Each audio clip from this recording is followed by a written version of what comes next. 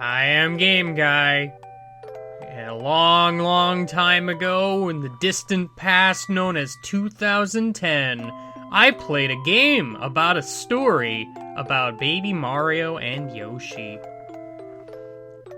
There's a stork hurrying across the dusky pre-dawn sky. That's blue. Sky is blue. In his bill, he supports a pair of twins. That'll probably be retconned in the future. Suddenly, a shadow appears in the gap between the clouds and races towards the stork at blinding speed. He's so fast, you can't even see him. Screeching noises mean fast. The babies! I sense babies! Give them to me! Wow! The stork can spin. Snatching only one baby, the creature vanishes, as if by magic, into the darkness from whence it came. I mean, there's not much darkness to speak of, what with the sun shining now, but whatever.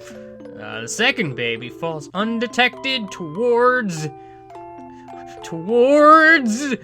the open sea. That's not good. I'm pretty sure babies can't swim. Oh no! That's unfortunate. Meanwhile, and completely unrelated, here is Yoshi's Island, home to all the Yoshis. That one right there. It's a lovely day and Yoshi is taking a walk. All Yoshis are named Yoshi, I guess. Huh? Suddenly, a baby drops onto his back. What a perplexing state of affairs. The baby seems to be fine. This is very fortunate. Fine and delicious. Hey! Something else fell with the baby. Who's littering? Don't litter the island with babies and paper. That's just rude and uncalled for. Looks like a map. Maybe the stork was using it. Yoshi instantly knows about the stork, but not how to read paper, I guess. I mean, it's literally just a connect the dots sort of map, but Yoshi can't figure it out, so he decides to talk to his friends. Yeah, friendship will solve this conundrum. Ack, says the Kamek guy. He's the evil Magikoopa and the kidnapper of the baby. He quickly dispatches his toadies. Very quickly. Ostensibly. I don't know. When he discovers that he missed the other baby. Somehow he didn't notice until he got home. I'm not sure how you missed that, but okay. Yoshi heads leisurely back to the other Yoshis. Very nice, leisurely, calm stroll, unaware of the danger at hand. There might be kitchen utensils around. Kamek's forces are actively searching the island. Oh no, that's unfortunate. Will those two children ever reach their parents safely? I mean, I don't know, man. It's probably impossible, to be fair. As I said before, I am Game Guy. It's time for Let's Play Yoshi's Island, the No Score Challenge. So, those of you who know of my history know that I have LP'd this game once before under the name of the Low Score Challenge. But this time, we're gonna get that goose egg, and it's gonna be glorious. Obviously, playing the Super Nintendo version of the game here, there's a few things I'm gonna need to explain, but I'm gonna explain them as they become relevant, so, let's just get into it, you know? Let's just play a video game. That's what we're here for. Me playing a video game and you watching with your eyeballs, I guess. Or whatever part you use to watch the video. This is the paradise of Yoshi's Island, where the Yoshis live. They're all in an uproar about a baby that fell from the sky. It's very confusing, and they don't know how to eat it. It's just an unfortunate thing. Wait! The baby seems to know where he wants to go! The bond between the twins informs each of them where the other one is. The other one. Yes, Yoshi's decided to carry the baby to his destination via relay system. There is no other way. Now begins a new adventure for the Yoshis and Baby Mario.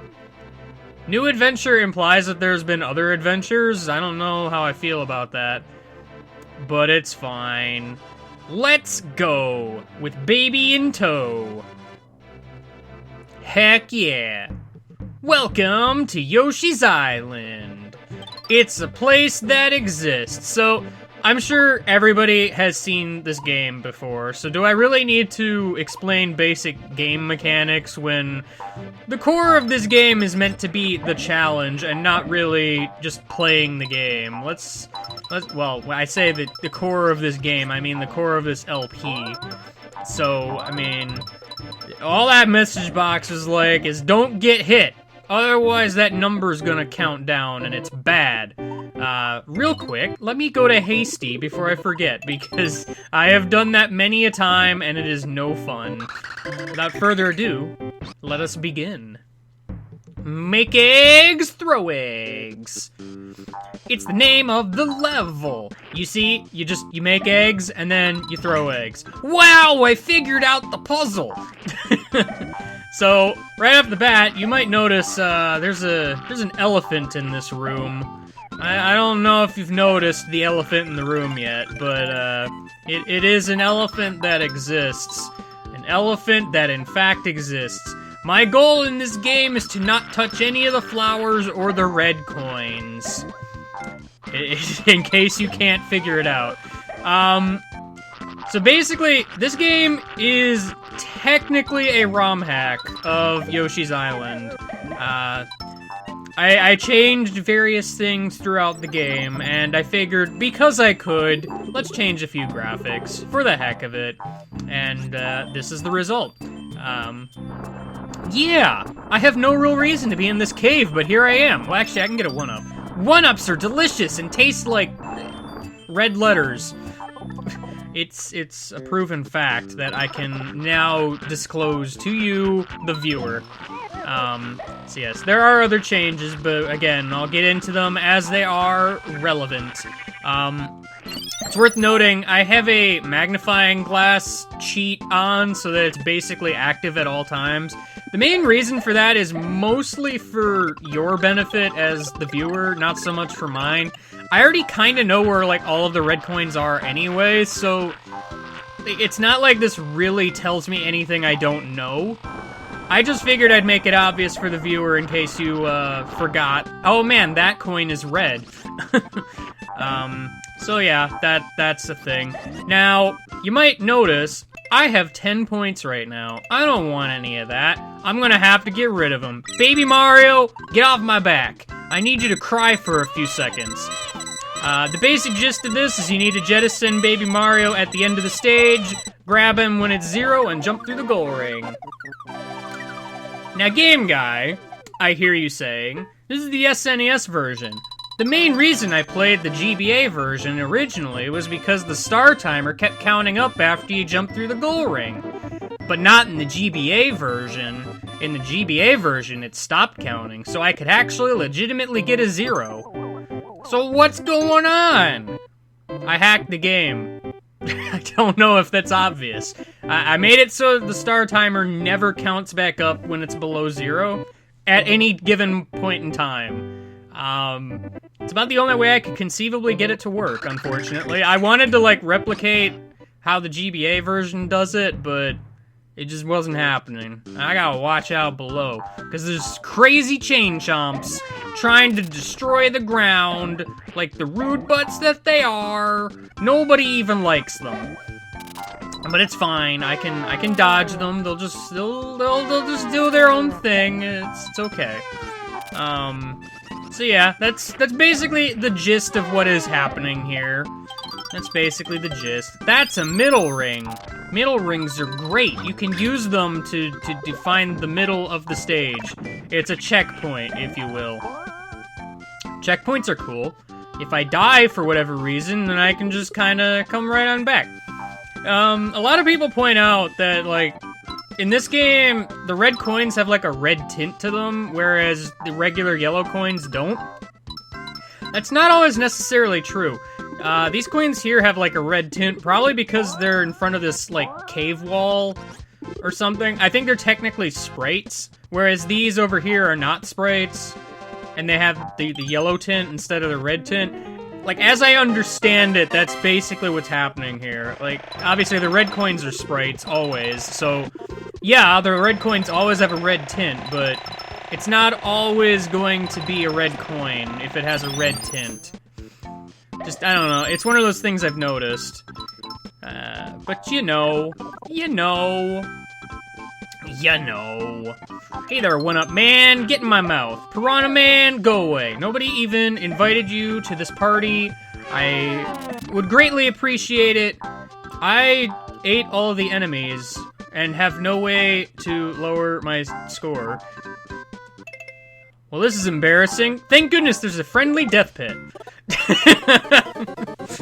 Oh no. Oh no. It begins already. Well, I'll meet you back at the end, I guess. Let's try not killing everything this time. Might be a good idea. Sometimes I just get a little bit excited, like, oh man, there's an enemy, I gotta kill it. Anyway, Baby Mario tends to hang out around the right side of the screen, just so you know. So if you can kind of position the camera in such a way, and he's always just hanging around the goal ring, usually works out for the best. Just, you know, friendly little tip for you.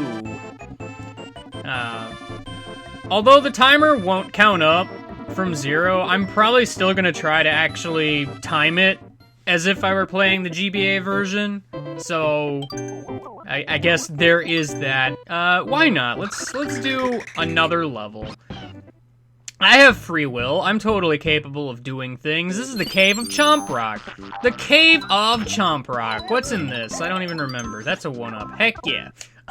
I got myself a 1-up. I bet you're proud of me. Oh no! I'm being chased by a spherical rock of some sort with teeth. The worst nightmare imaginable, I'm sure. Get out of here. I don't need you here. Nobody invited you here. I do not agree with your sentiment of chomp, chomp, chomp. I don't. I'm sorry, I just don't.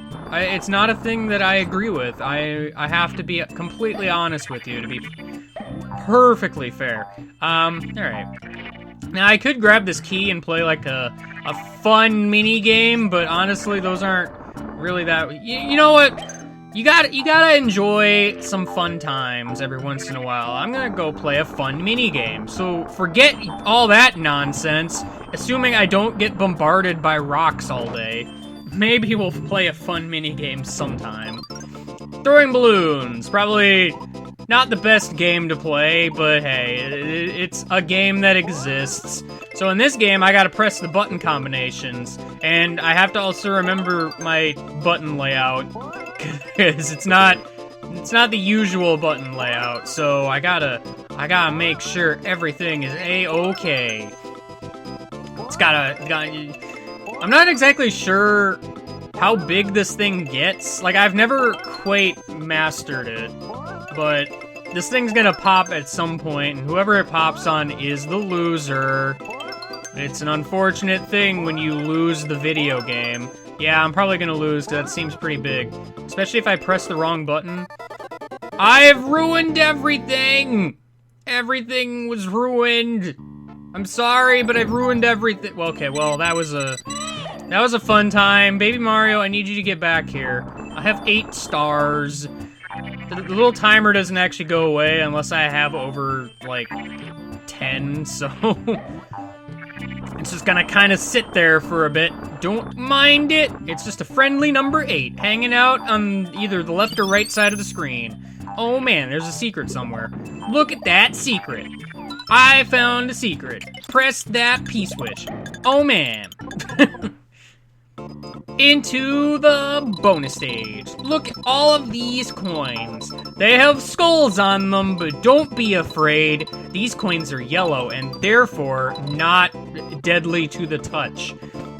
Just remember, kids, if it has a skull on it, you probably shouldn't touch it. Unless it's yellow, in which case, I mean, your results may vary, let's be perfectly honest here. That just kind of almost careened me into the spore. Would not have enjoyed To be perfectly honest, I would not have enjoyed. Hello, Shy Guy. How are you today? Go over there. Oh no, hiccups. What a wonderful time to be alive. Alright. Get over here, baby Mario. You got quite the distance to go. Quite the distance indeed. Yeah.